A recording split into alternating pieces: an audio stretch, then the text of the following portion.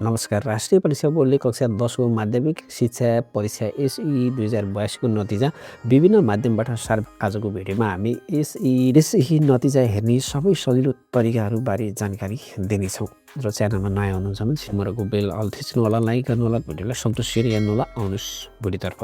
SMS मार्फत नतिजा हेर्ने तरिका। एसई नतिजा एसएमएस मार्फत हेर्ने तरिका। मोबाइलमा जानु होला, मोबाइलमा गइसकेपछि मेसेज टच गर्नु होला भन्ने छ, यसमा टच गर्नु होला। यसमा पनि भन्ने छ हेरेर माथि टाइप फोन भन्ने छ माथि हेरेर अब 1600 यसरी टाइप गर्नु होला। नेपाल टेलिकमको एसएमएस युएसएसडी र आइभीआरबाट पनि हामीले हेर्न सकिन्छ। हेरेर सेन्ड टु 1600 भन्ने छ, यसमा टच गर्नु होला।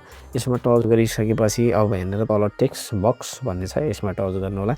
यसमा टच गरिसकेपछि अब तपाईँहरूले हेरेर एसई राख्नु होला। तपाईँहरूले क्यापिटलमा लेख्नु होला, एसई टाइप गर्नु होला। त्यसपछि हेरेर एक स्पेस दिनु होला, क्यापिटलमा लेख्नु होला। त्यसपछि तपाईँहरूले सपोज हेरेर आफ्नो सिम्बल नम्बर राख्नु होला, जस्ताको तस्तै राख्नु होला। सिम्बल नम्बर सही राख्नुपर्छ। त्यसपछि हेरेर सेन्ड भन्ने छ, यसरी पठाउनु होला। सबैभन्दा पहिलो कुरा तपाईँहरूले नेपाल टेलिकमको एसडी र आइभीआरबाट तपाईँहरूले यसरी हेर्न सक्नुहुन्छ। अब अर्को तरिका भनेको हेरेर तपाईँहरूले ब्याक गर्नु होला, हेरेर स्टार्टमा जानु होला, हेरेर माथि टाइप गर्नु होला। तपाईँहरूले जानकी टेक्नोलोजी प्रणालीको एसएमएसबाट 35 जानकी टेक्नोलोजी प्रणालीबाट पनि तपाईँहरूले एसएमएसबाट हेर्न सक्नुहुन्छ। हेरेर 35001 हेरेर सेन्ड टु 35001 मा यसरी टच गर्नु होला। यसरी टच गरिसकेपछि हेरेर टेक्स्ट बक्समा एसई भनेर टाइप गर्नु होला। एसई टाइप गर्नु होला। त्यसपछि आफ्नो सिम्बल नम्बर राख्नु होला, आफ्नो सिम्बल नम्बर राख्नु होला। तपाईँहरूले राखिसकेपछि हेरेर एसएमएस भन्ने छ, यसमा टच गर्नु होला। अब एकैछिनपछि तपाईँहरूको नतिजा यसरी आउने छ।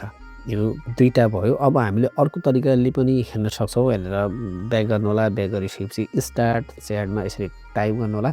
माथि हेरेर टाइपमा एम्बिसन ग्रुप प्रणाली भन्ने छ, यसको एसएमएसबाट हामीले हेर्न सक्छौँ। 31 एम्बिसन ग्रुप प्रणालीको 31061 मा यसरी टाइप गर्नु होला। टाइप गरिसकेपछि सेन्ड टु 31061 यसरी टच गर्नु होला।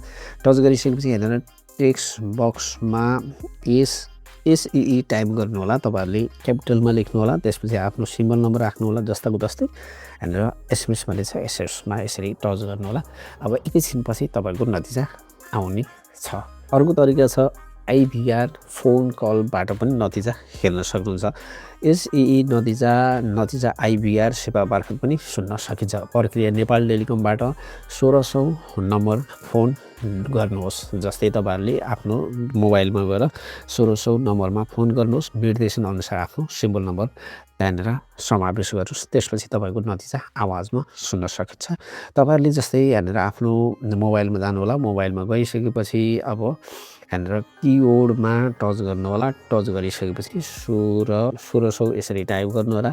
कल गर्नु होला। कल गरिसकेपछि निर्देशन अनुसार तपाईँले आफ्नो सिम्बल नम्बर राख्नु होला। त्यसपछि पनि तपाईँहरूले हेर्नु गुगल अथवा गुगल क्रोम ब्राउजरमा जानु होला। अब हेरेर www.se.ntc.net neb.gov.np भनेर यसरी टाइप गर्नु होला। त्यसको सर्च बारमा यसरी जानु होला।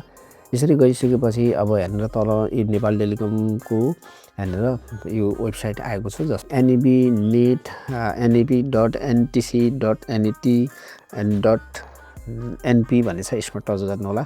यसमा टच गरिसकेपछि अब तपाईँहरूले हेरेर माथि 3 डटमा यसरी टच गर्नु होला।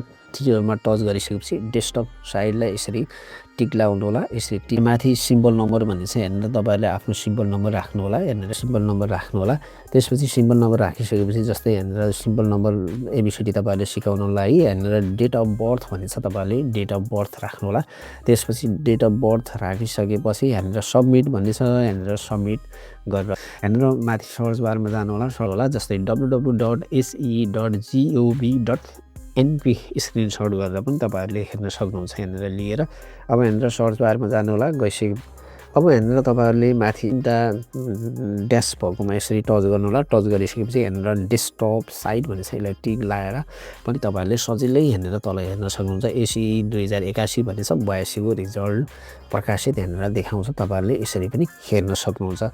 अब अर्को तरिका तपाईँहरूले राष्ट्रिय परीक्षा बोर्ड सानो ठिमीको वेबसाइट पनि हेर्न सक्नुहुन्छ www.neb.gov.np टाइप गर्नु होला अनि यसरी सर्च बारमा टच गर्नुहोला पनि सजिलै तरिकाले सम्पूर्ण सूचना नतिजा हेर्दा ध्यान दिनुपर्ने कुराहरू सिम्बल नम्बर सही राख्नुहोला आधिकारिक वेबसाइट मात्र प्रयोग गर्नुहोला म यहाँनिर तपाईँको भिडियोमा पनि राखिदिनेछु अहभाव र गलत लिङ्कमा क्लिक नगर्नुहोस् एसई 2022 को नतिजा हेर्ने यी सजिलो तरिकाहरू प्रयोग गरेर तपाईँलाई आफ्नो नतिजा तुरुन्तै हेर्न सक्नुहुन्छ भिडियो मन परे लाइक सेयर र सब्सक्राइब गर्न नबिर्सिनुहोस्